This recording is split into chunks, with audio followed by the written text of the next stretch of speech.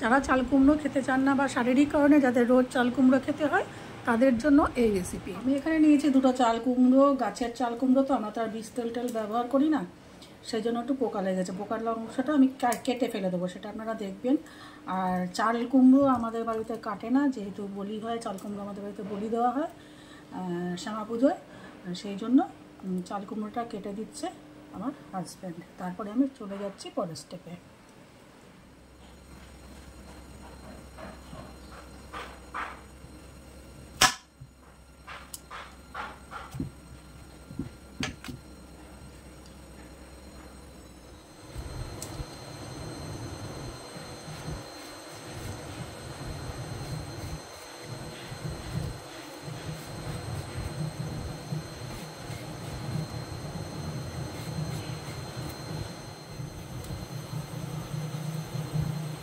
আমি এটাকে এবারে ছোট ছোট পিস করব। আপনারা ইচ্ছা করলে একটু বড় বড় করতে পারেন, কিন্তু বড় বড় করলে টাইম লাগবে, সিদ্ধ হতে সময় লাগবে, সেই জন্য এরকম ছোট ছোট করে পিস করে নেব।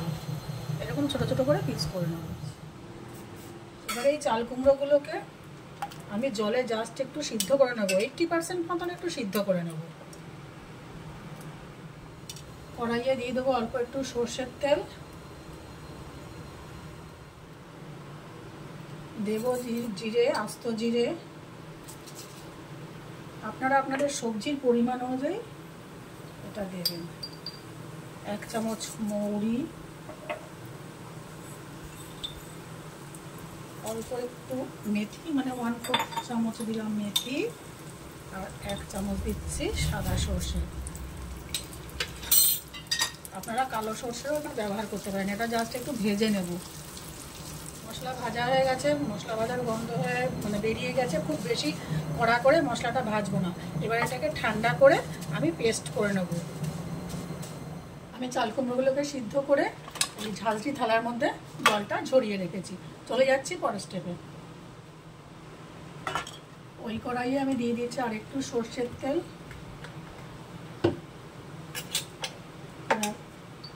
এই তেলের মধ্যে দেব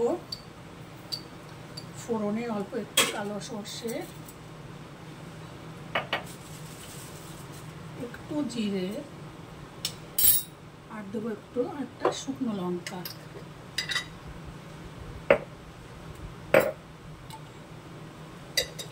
একটু ফোড়নটা ভাজা ভাজা হোক। এবারে দিয়ে দেবো কয়েকটা কারি পাতা।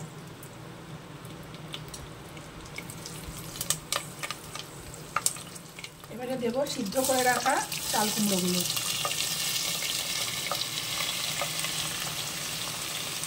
চাল কুমড়ো তো আপনারা অনেকভাবেই খান, এইভাবে একদিন বানিয়ে খাবেন।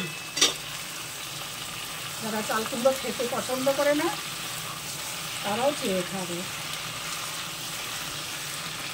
দেব লবণ। এটাতে হলুদের ব্যবহার আপনারা করতেও পারেন, নাও করতে পারেন, আমি করবো না।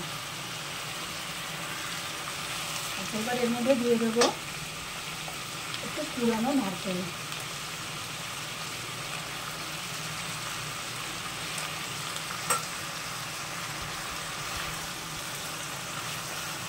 নারকেল দিয়ে ভাজা ভাজা করার পর এই যে মশলা ভেজে আমি যে বেটে রেখেছিলাম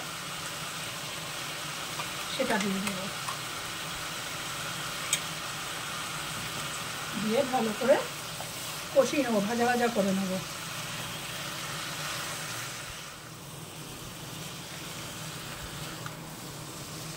দিয়ে দেবো অল্প একটু চিনি।